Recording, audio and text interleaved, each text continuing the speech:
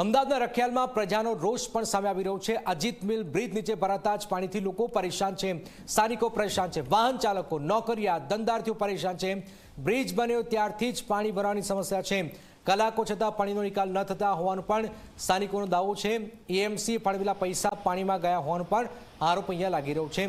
પાણીમાંથી નીકળવાનો પ્રયાસ કરતા વાહનો પણ બંધ પડી જાય છે, જેના કારણે આર્થિક નુકસાન પણ અહીંયા થઈ રહ્યું છે। આપ જોઈ રહ્યા છો। રખિયાલમાં અજીત મિલ બ્રિજ પાસે હું છું અને આ બ્રિજ પાસેના બંને તરફના રસ્તા ઉપર આ જ પ્રકારે પાણી ભરાયા છે। વર્ષો જૂની આ સમસ્યા છે। બ્રિજ બન્યો છે ત્યારથી આ બંને રસ્તા ઉપર બ્રિજ નીચે પાણી ભરાય છે, વાહન વ્યવહાર બંધ થાય છે અને લોકોને હાલાકી પડે છે। અહીંયા જોઈ શકાય છે આ જે એક્ટિવા આવી રહ્યું છે તેનું આખું ટાયર ડૂબી જાય તેટલું પાણી જે છે તે ભરાયું છે અને જે વ્હીકલો આવે છે કેટલાક અહીંયા જુગાડ કરે છે। સામે જોઈ શકાય જે ફૂટપાથ દેખાય છે, જે સુમેલ 8 બિલ્ડિંગની જે ફૂટપાથ, તે ફૂટપાથ ઉપરથી આ જે ટુ વ્હીલર રિક્ષા જે જતી દેખાય છે તે આ જ રીતે જ્યારે પાણી ભરાય છે ત્યારે અહીંયાથી નીકળે છે અને પસાર થાય છે, જેથી કરીને પાણીમાંથી વ્હીકલ કાઢવા ના પડે, વ્હીકલ બંધ ન પડે, બગડે નહીં। આ જ રીતે અહીંયાથી આ ભાઈ તેઓ પણ આ જે ગરીબનગર બાજુથી અહીંયા અજીત મિલ તરફ જઈ રહ્યા હતા, એમનું બાઇક બંધ પડ્યું। ક્યાંથી ક્યાં આવ્યા છો તમે? હું અત્યારે બાપુનગરથી આવી રહ્યો હતો। અહીંયા મારી ઓફિસ છે, અહીંયા અજીત મિલ આગળ જ, અને દર વર્ષે જ્યારે વરસાદ થાય ત્યારે આવી તકલીફ પડે છે અને પાણી ભરાઈ જ જાય છે અને ગાડીઓ બંધ થઈ જ જાય છે। સરકાર શું કરી રહી છે એ તો આપણને ખ્યાલ નથી, બરાબર, અને આ તકલીફ છે જ। બાપુનગરથી આવો છો તો બીજે પણ પાણી ભરાયા છે? હા, પાણી ભરાયા છે રસ્તે આગળ, શું કહેવાય, અહીંયા બાપુનગર 4 રસ્તા છે આગળ, પછી શું કહેવાય સરસપુર છે, ત્યાં પાણી ભરાઈ જાય છે। આ વ્હીકલ બંધ પડ્યું તો હવે ખર્ચો કેટલો આવે? ખર્ચો થઈ જશે, આમાં ઓઇલ આપણે બદલાવવું છે એટલે 1500 જેવું ખર્ચો થશે। 1500? કોર્પોરેશનને શું કહેશે? કોર્પોરેશન ધ્યાન આપે તો આવી તકલીફ પડે જ નહીં। કોર્પોરેશન ધ્યાન આપે તો આ તકલીફ પડે નહીં, આ એક સ્થાનિક એક વાહન ચાલકની વેદના છે। તમારું શું કહેવું છે? કોર્પોરેશનની કામગીરી આ વિસ્તારમાં કેવી છે? કોર્પોરેશનની કામગીરી તો સાહેબ આવું કહેવામાં આવે કે અહીંયા દર વખતે જ્યારે વરસાદ આવે એટલે અહીંયા પાણીનો નિકાલ થતું નથી। અત્યારે કોર્પોરેશનવાળા તો એમ પણ કહે છે કે ડેપ્યુટી મ્યુનિસિપલ કમિશનર સાહેબ એમ કહેતા હતા, મેં ટીવીમાં જોયું હતું એમને, કે હવે અમદાવાદમાં પાણી ભરાશે તો 1 કલાકમાં નિકાલ થઈ જશે, પરંતુ અહીંયા 4-4, 5-5 કલાક થઈ જાય છે, અહીંયા પાણીનો કોઈક નિકાલ નથી થતું। આ પાણી સવારે 8 વાગ્યાથી આ પાણી ભરાયેલું છે। તમે જુઓ, આ પટ્ટે પાણી છે અને આ પટ્ટે પાણી છે। અહીંયા સુમેલ 8માં લોકો નોકરી કરવા આવે છે, અહીંયા લોકોની ઓફિસો છે, અને પાછી આ બાજુમાં તમે જોવા જાઓ તો અહીંયા અંદર એક સ્કૂલ છે।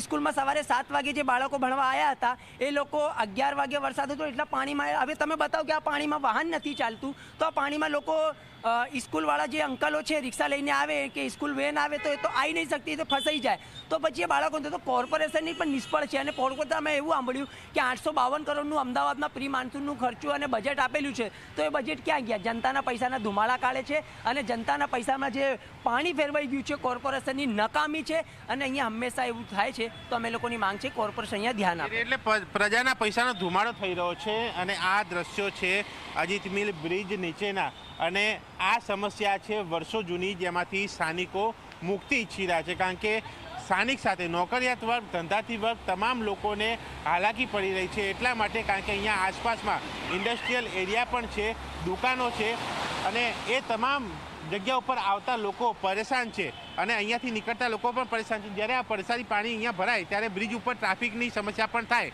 એટલે આ સીધી રીતે લોકોના આક્ષેપ છે, લોકોની નારાજગી છે, લોકોની વ્યથા છે। ન માત્ર એક જગ્યા, અમદાવાદમાં ઘણા બધા એવા સ્થળો છે જ્યાં વરસાદી પાણી ભરાય છે અને લોકો પરેશાન થાય છે, જેમાં મુક્તિ મળે તે લોકોની માગ છે। કેમેરામેન સૂર્યપ્રકાશ શર્મા સાથે દર્શન રાવલ, જી મીડિયા, અમદાવાદ। અમદાવાદના અન્ય વિસ્તાર ઓઢવની વાત કરીએ કે જ્યાં વરસાદી પાણી ભરાઈ ગયા છે। મનુ સાહેબની ચાલી વિસ્તારમાં જળભરાવ થયો છે। પાણી ભરાવાના કારણે 300 જેટલા યુનિટ પ્રભાવિત થયા છે।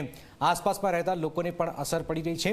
મનુ સાહેબની ચાલીમાં વર્ષોથી પાણી ભરાતા હોવાની ફરિયાદ છે। વરસાદી પાણીના નિકાલમાં તંત્ર ધ્યાન ન આપતું હોવાની પણ રાવ થઈ રહી છે। પૂર્વ વિસ્તારમાં ઓઢવ વિસ્તારમાં હું પહોંચ્યો છું, જ્યાં મનુ સાહેબની જે ચાલી વિસ્તાર કહેવાય છે તે જગ્યાના દ્રશ્યો હું અહીંયા ઊભો છું અને અહીંયા ઢીચણસમાં આ પાણી એ જોઈ શકાય છે। અને અહીંયાથી જો હું આગળ જાઉં તો તો ત્યાં વધારે પાણી જે છે તે ભરાયેલા છે ને એ પાણીમાંથી આ લોકો ચાલીને બહાર આવી રહ્યા છે, કારણ કે વાહનોની અવર જવર અહીંયા જે છે ત્યાં પાણી ભરાવાના કારણે બંધ જે છે, ખાલી મોટા વાહનો ટ્રકો એ જ અહીંયાથી જઈ શકે છે. અને આ જે વિસ્તાર છે, આ જે મનુ સાહેબની ચાલી વિસ્તાર કે જ્યાં લગભગ 300 જેટલા મકાનો આવેલા છે, એ જગ્યા ઉપર લોકો પરેશાન છે. આવા લોકો સાથે પણ આપણે વાત કરીશું. કયા આપ અહીંયા રહો છો, શું તકલીફ, કેટલા વર્ષોથી? આ તકલીફ મારા અંદાજે કમસે કમ 15 વર્ષથી ઉપરથી થવા આવી સ્થાનિક આ તકલીફ છે.